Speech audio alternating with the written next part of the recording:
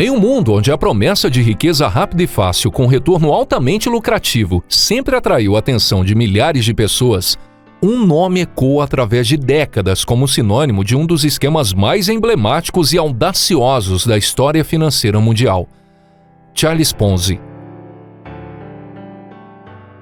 A história de Charles Ponzi é muito mais do que um simples relato sobre fraude financeira. É um retrato complexo de um homem visionário e influente, com ambições impiedosas, que passou por cima de tudo e todos para alcançar seu objetivo.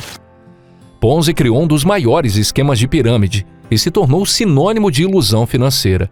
Ele tinha milhões de dólares e uma multidão de pessoas que queriam fazer parte do seu esquema. No entanto, mal sabiam elas que o negócio de Ponzi era baseado apenas em mentiras. Essa é a história fascinante e intrigante por trás do homem que deu origem a um dos golpes mais famosos e impactantes do mundo financeiro: o esquema Ponzi. Quer aprender edição de vídeo e entrar no mercado em constante crescimento? Nosso curso com mais de 50 videoaulas é perfeito para iniciantes e editores que buscam se destacar. A falta de profissionais qualificados está abrindo portas e você pode ganhar até R$5.000 trabalhando em casa. Não perca essa chance. Acesse o link na descrição ou no comentário fixado.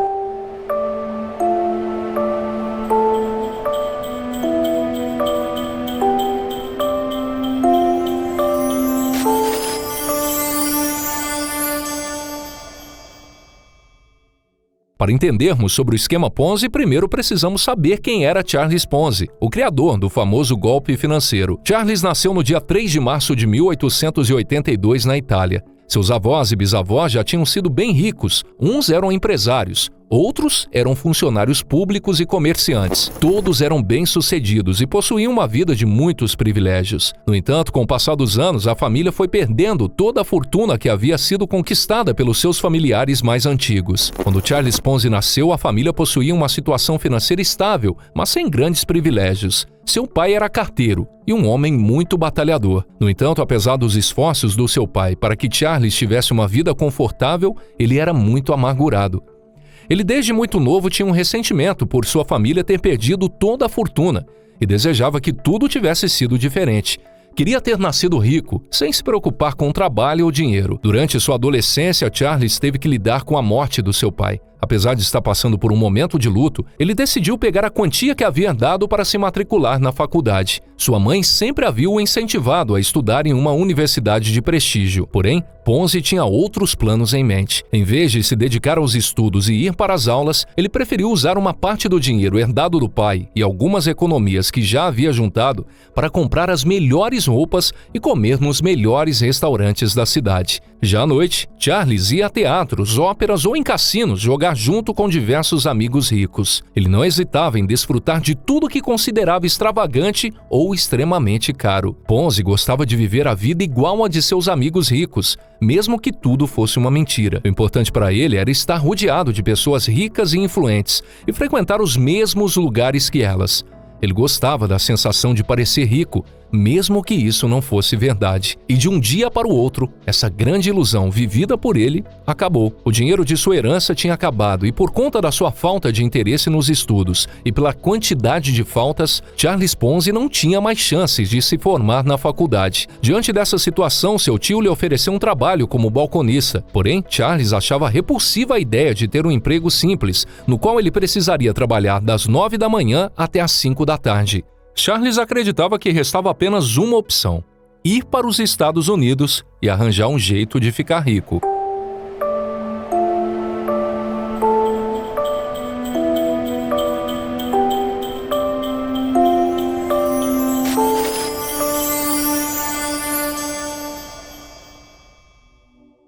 No ano de 1903, aos 21 anos, Ponzi desembarcou no porto de Boston a bordo do navio SS Vancouver, assim como milhares de italianos que migraram para os Estados Unidos em busca de melhores oportunidades. Apesar de Charles ter ido para outro país com o objetivo de melhorar sua condição de vida, ele sentia que havia decepcionado sua mãe, que tanto quis que ele graduasse em uma universidade de prestígio. Por conta disso, Ponzi achava que a única maneira de ser perdoado pela sua mãe seria se ele voltasse para a Itália já estando muito rico.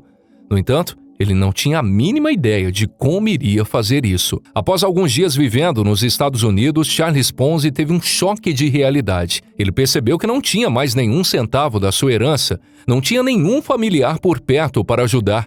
Ele estava completamente sozinho em um país desconhecido. Mesmo não tendo aceitado o emprego do seu tio por ser um trabalho simples, Ponzi percebeu que ele não teria outra escolha nos Estados Unidos a não ser procurar por um trabalho braçal. Ele sabia que o único jeito de se sustentar e se alimentar seria trabalhando por conta própria. Durante alguns anos, Charles Ponzi morou em diversos lugares do país, desde Nova York até a Flórida. Teve diversos empregos, como pintor, garçom, balconista de supermercado, lavador de pratos, ajudante de fábrica, vendedor de seguros e reparador de máquinas de costura. Porém, nenhum desses trabalhos durou muito tempo. Isso porque Ponzi odiou todos os empregos em que esteve e acabava se demitindo ou então era demitido por tentar enganar alguns clientes. Isso levava em muitos casos a praticar alguns roubos e furtos ou pedir esmolas para conseguir um pouco de comida. Além disso, Charles chegou a dormir em parques por não ter um lugar para morar. Tudo isso que ele estava passando era totalmente diferente da vida que levava na Itália, mesmo não sendo rico. Ponzi sempre teve uma vida confortável e mesmo assim preferiu gastar toda a sua herança em cassinos luxuosos,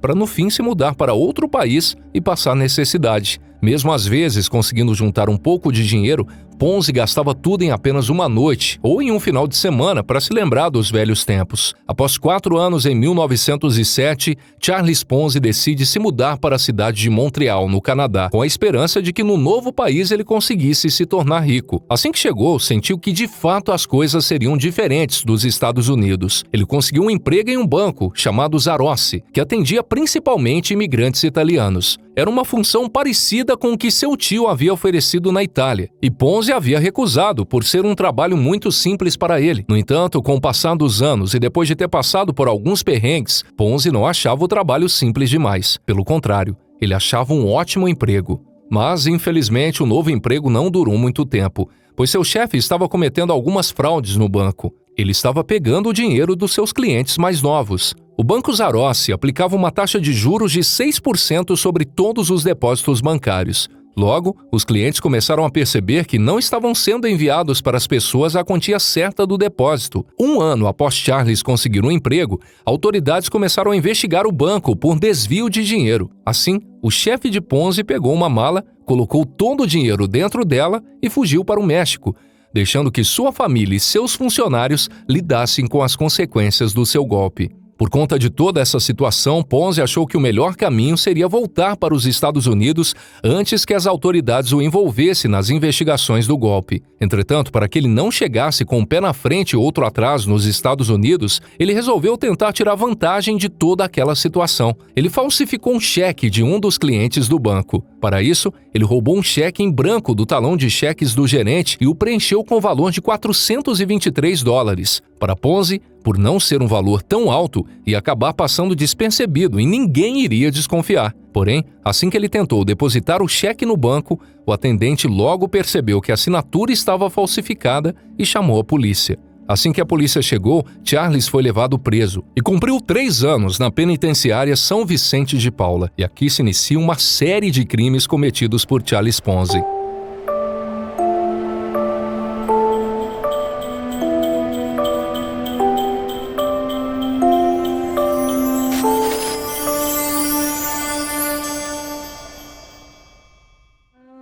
Assim que foi solto, Ponzi de imediato já começou os planos de voltar para os Estados Unidos. Mas dessa vez ele não iria sozinho, iria junto com ele 5 imigrantes italianos. Todos haviam acabado de chegar no país de barco e estavam sem os documentos adequados. Por que Ponzi iria levar esses 5 imigrantes para os Estados Unidos? Simples. Ele havia sido pago para contrabandear esses homens para a América. Ele imaginou que isso iria render um ótimo dinheiro fácil e rápido. No entanto, mais uma vez ele foi pego pela polícia. Charles Ponzi achava que conseguiria se livrar disso facilmente caso se declarasse culpado. E o máximo que aconteceria seria ele pagar uma multa. Mas não foi isso que aconteceu. Ponzi foi preso e condenado a mais 2 anos de prisão na cidade de Atlanta. Assim que foi solto, Charles se perguntava o que ele poderia fazer, qual plano seguir. Ele queria arrumar um jeito de enriquecer rápido, mas para isso ele precisava de uma quantia de dinheiro inicial para colocar em prática suas ideias.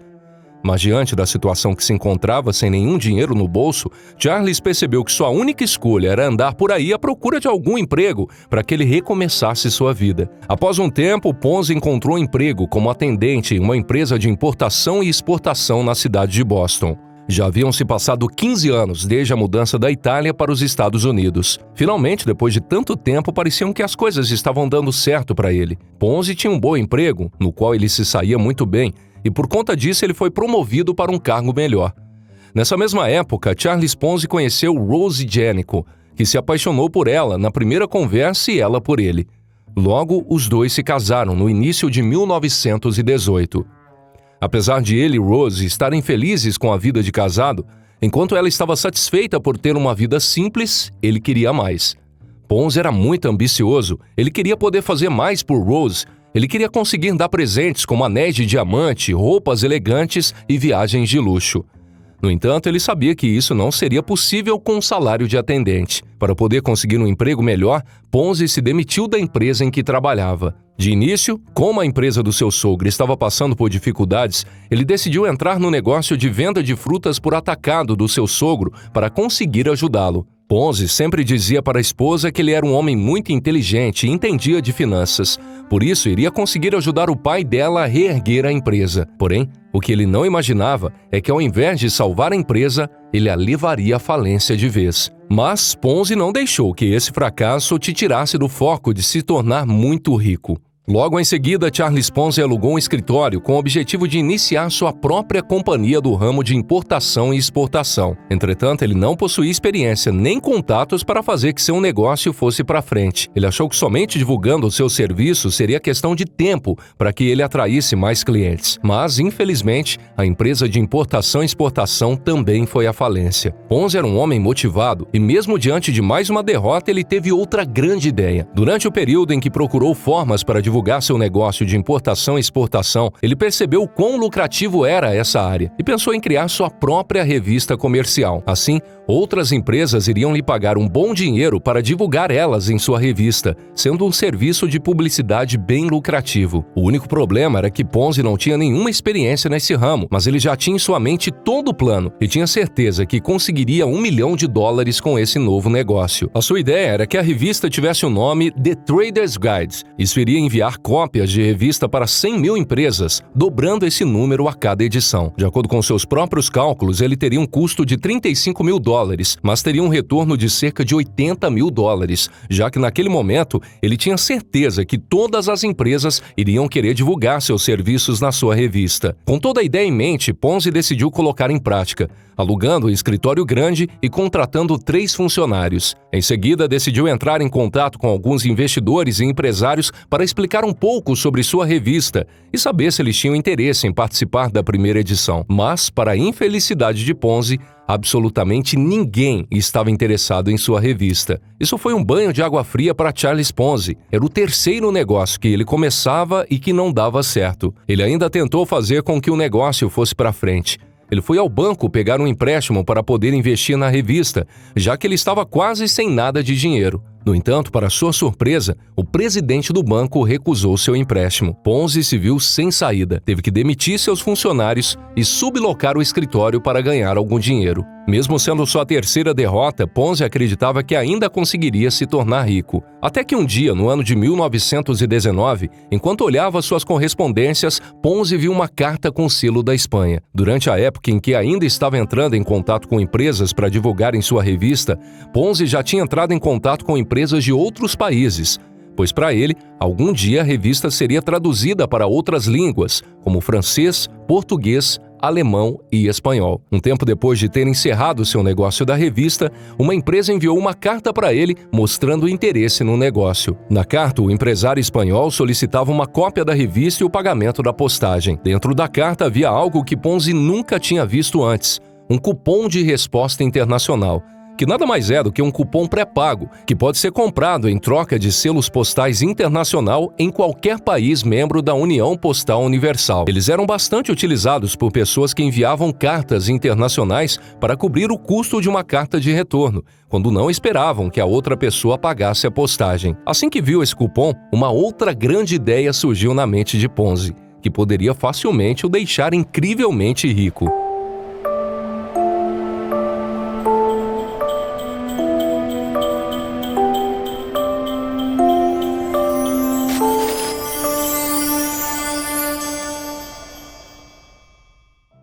Alguns anos antes, Charles Ponzi havia aprendido algumas coisas sobre o mercado financeiro, e uma delas foi o conceito de arbitragem financeira. Esse conceito consiste em aproveitar as diferenças de preços entre ativos financeiros similares ou idênticos em diferentes mercados. Ou seja, na prática, é o ato de comprar um ativo em um mercado onde seu preço está mais baixo e, em seguida, vendê-lo em outro mercado onde seu preço está mais alto. No caso dos cupons postais que eu expliquei, eles eram trocados pelo mesmo valor de postagem, independentemente do país, mas eram comprados a preços um pouco diferentes, dependendo da cotação da moeda de determinado país. Logo, Ponzi teve uma ideia e um novo plano de negócio. Ele poderia comprar um cupom da Itália, pois naquela época a moeda italiana era a lira, que por conta do pós-guerra estava em baixa, e depois iria resgatá-lo nos Estados Unidos por selos postais americanos, onde o dólar estava mais alto. Depois, ele venderia esses selos postais e conseguiria obter um pequeno lucro. Ele ainda poderia ampliar isso para milhões de selos, conseguindo um lucro muito alto e, consequentemente, muito dinheiro. Esse novo plano de Ponzi, na teoria, parecia bom. Não era ilegal, assim ele não teria problemas com a justiça mais uma vez. Pouco tempo depois, mais precisamente em janeiro de 1920, Ponzi abriu sua mais nova empresa, a Securities Exchange Company. E como de costume, assim que saiu do papel, Ponzi percebeu que um novo negócio não daria certo. Os lucros que ele conseguiria com um esquema de cupons e com selos postais eram muito baixos. O custo de envios dos cupons para outros países seria maior que o lucro que ele havia imaginado. Não haviam cupons e selos suficientes no mundo para o tamanho da operação que ele queria. Mesmo sabendo disso tudo, ele se recusava a fechar a companhia e deixar essa ideia de lado. Na sua mente, esse era o melhor plano de negócio que ele havia criado em toda a sua vida. Ponzi achava que a única maneira de se tornar incrivelmente rico era através desse negócio. Mas após pouco tempo ele caiu na real e viu que de fato o negócio era insustentável e logo iria falir. No entanto, para um homem ambicioso como Ponzi, o fracasso de um negócio sempre lhe trazia inspiração para outro. Logo, Charles Ponzi transformou essa ideia fracassada no famoso esquema Ponzi, como conhecemos hoje. Mas antes, era apenas mais um plano maluco de enriquecimento rápido de um homem ousado e ganancioso. Ponzi tinha certeza que seu negócio com cupons e selos postais seria o plano perfeito para ficar rico, e pensou que talvez pudesse convencer outras pessoas que esse negócio funcionaria e assim conseguir o dinheiro delas.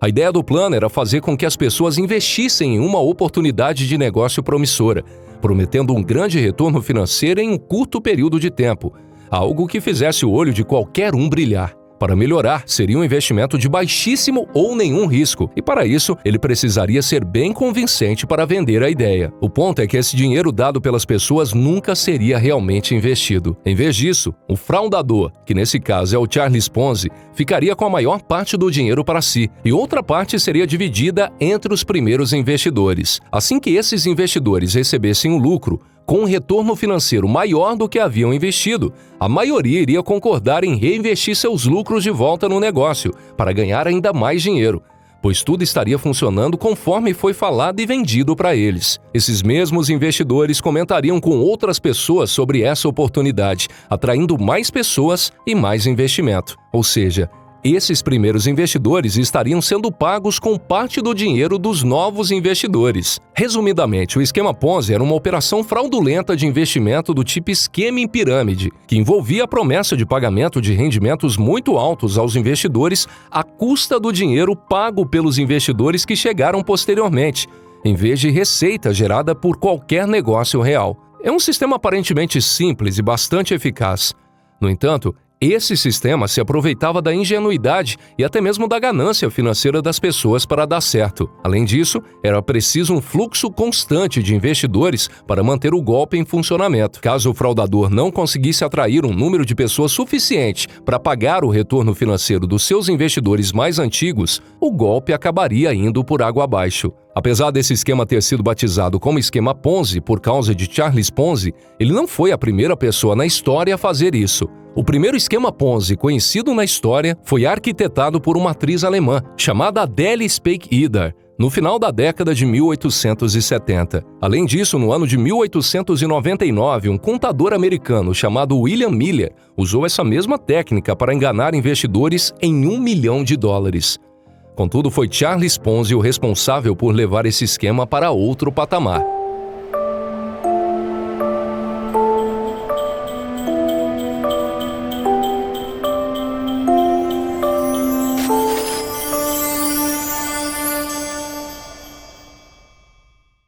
Através desse esquema, juntamente com o plano de selos e cupons, Ponzi ofereceu aos investidores um retorno de 50% em 45 dias ou 100% em 90 dias.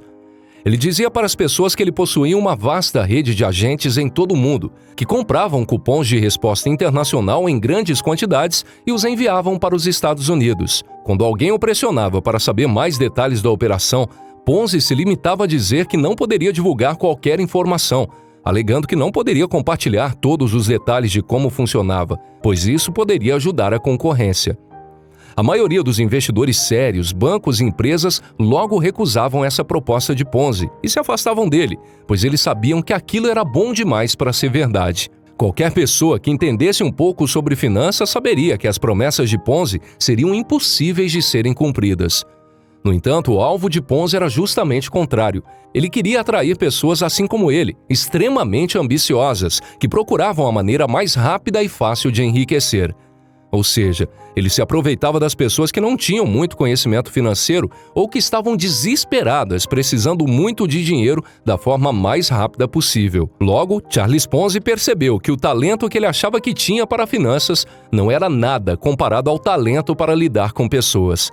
Ele tinha o poder de convencer as pessoas e vender seu negócio, sem parecer muito ansioso ou agressivo, como se não fizesse diferença para ele receber aquele dinheiro. No começo, Ponzi foi atrás de pessoas dentro do seu próprio bairro e conseguiu que 18 delas investissem dinheiro no primeiro mês de agosto. Assim que todos receberam a primeira rodada de lucro, a notícia se espalhou rapidamente e, de um dia para o outro, milhares de pessoas começaram a se aglomerar, com filas enormes em frente ao escritório de Ponzi. Todas estavam desesperadas para investir seu próprio dinheiro nesse negócio, como se fosse a única chance de suas vidas de enriquecer. Com o passar dos meses, Ponzi conquistou centenas de clientes. Inclusive, ele chegou a ganhar cerca de $250 mil por dia no auge do seu esquema. O jornal da época, The Boston Post, fez uma matéria apontando Charles Ponzi como um gênio financeiro, fazendo com que ele tivesse ainda mais credibilidade perante ao público e, assim, atraindo mais investidores. Em pouco tempo, Ponzi finalmente estava vivendo a vida que sempre sonhou. Ele finalmente havia se tornado incrivelmente rico. Logo se mudou para uma enorme mansão, comprou o melhor carro, usava apenas roupas de luxo, relógios de ouro e estava sempre fazendo as melhores viagens. A vida que ele estava vivendo era seu sonho realizado. No entanto, ele não esperava que isso seria por pouco tempo. Menos de 6 meses após ter lançado seu novo empreendimento financeiro, alguns rumores surgiram e colocavam em pauta dúvidas sobre o negócio de Ponzi. No começo, as pessoas tinham um certo receio de dizer qualquer coisa a respeito, pois Ponzi já havia processado uma analista financeira por difamação, que havia o acusado de mentir, e ele ganhou a causa. Uma das provas usadas contra essa analista foi de que muitos investidores já haviam sido pagos, provando que tudo era legítimo. Mas por conta das dúvidas que estavam surgindo entre as pessoas, o jornal The Boston Post, que pouco tempo atrás havia declarado que Ponzi era um gênio, começou a investigar sua operação. Eles entrevistaram um homem chamado Clarence Barron, gerente do Wall Street Journal, que percebeu o esquema fraudulento de Ponzi. Através de seus cálculos, Clarence disse que Ponzi precisaria comprar cerca de 160 milhões de cupons para que seu negócio funcionasse. No entanto, só haviam disponíveis no mundo 27 mil. No final de julho de 1920, o jornal The Boston Post publicou as conclusões de Clarence Barron na primeira página do jornal, desmascarando Charles Ponzi, o acusando de fraude e solicitando uma investigação sobre sua empresa. Mas, como todos sabemos, a justiça é um processo lento. E durante esse processo, Ponzi colaborou com o governo e até mesmo parou de aceitar novos investimentos enquanto as investigações rolavam. Ponzi só não esperava que ele mesmo seria o responsável pelo seu declínio e por acabar com todo o seu esquema.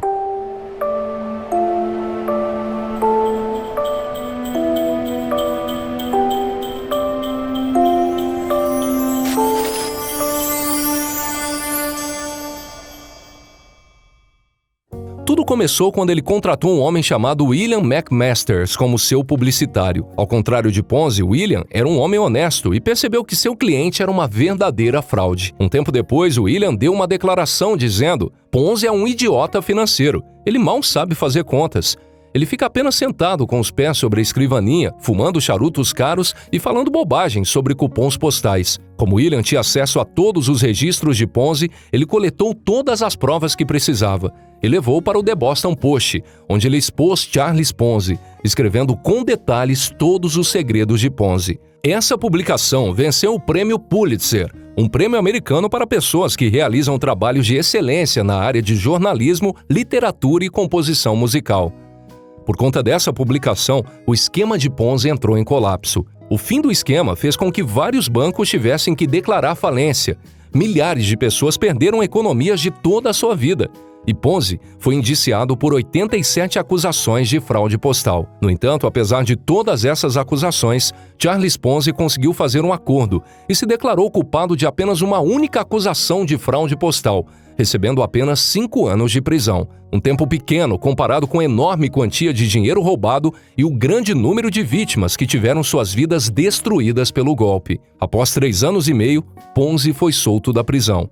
Após ser liberado, o primeiro passo de Ponzi foi tentar aplicar um novo golpe. Mesmo após 3 prisões e anos na cadeia, Ponzi ainda continuava com sua ideia fixa de ficar rico a todo custo. Ponzi sabia que, mesmo depois de solto, o governo estaria atrás dele na intenção de deportá-lo para a Itália ou para prendê-lo novamente sob acusação de estelionato. Por isso, assim que saiu da prisão, ele fugiu para a Flórida, onde planejava repetir o esquema Ponzi. Ele abriu uma nova empresa com o nome de Chapin Land Syndicate e procurou pessoas para investir em propriedades em Jacksonville. Dessa vez, ele ofereceu lucros ainda mais altos, dizendo que poderia dar às pessoas um retorno de 200% em apenas 60 dias. O problema desse novo esquema é que ele estava vendendo uma terra sem valor nenhum e, por isso, não houve nenhum comprador ou investidor interessado no negócio. Pouco tempo depois, essa fraude foi exposta e ele correu o risco de ser enviado para Massachusetts, onde ficaria preso por muito mais tempo.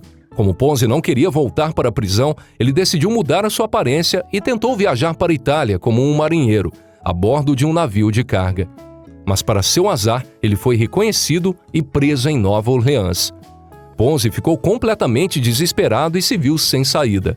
A única ideia que veio em sua mente foi escrever para o presidente dos Estados Unidos da época, John Calvin Coolidge, pedindo misericórdia para que ele não fosse preso novamente. Inclusive pediu para que Mussolini, que governava a Itália nesse período, intervisse em seu favor. Porém, nada disso deu certo. Aqui, de fato, era o fim para ele. Charles Ponzi cumpriu 7 anos de prisão e assim que saiu não tinha nenhuma condição física ou psicológica para aplicar novos golpes. Ele estava completamente destruído por ter perdido absolutamente tudo. Em seguida, Ponzi foi deportado para a Itália e sua esposa se divorciou para continuar vivendo nos Estados Unidos. Daqui até um dia de sua morte, Ponzi viveu na pobreza, com apenas lembranças da época em que havia conseguido se tornar rico e vivido tudo o que sempre sonhou e desejou. Um tempo depois, Ponzi se mudou para cá, mais precisamente no Rio de Janeiro, onde viveu seus últimos anos de vida. Charles Ponzi morreu em 1949 em um hospital de caridade do Rio e foi enterrado em uma cova para indigentes. Após sua morte, seu nome se tornou sinônimo de esquemas fraudulentos. A sua ganância, manipulação e a busca pelo sucesso a qualquer custo foram responsáveis pela sua própria queda. Charles Ponzi era um indivíduo notavelmente ambicioso, nunca satisfeito com sua condição de vida. Embora tenha alcançado brevemente seu sonho, acabou por ter uma vida mais precária do que antes. E aqui fica o questionamento. Será que vale tudo por dinheiro? Bom, pessoal, e aqui encerramos mais um vídeo. Obrigado por ter assistido até o final. Deixa aqui nos comentários o que você achou sobre a história desse homem polêmico. Curta o nosso vídeo e se inscreva no canal para não perder nenhum conteúdo. Um forte abraço e até a próxima!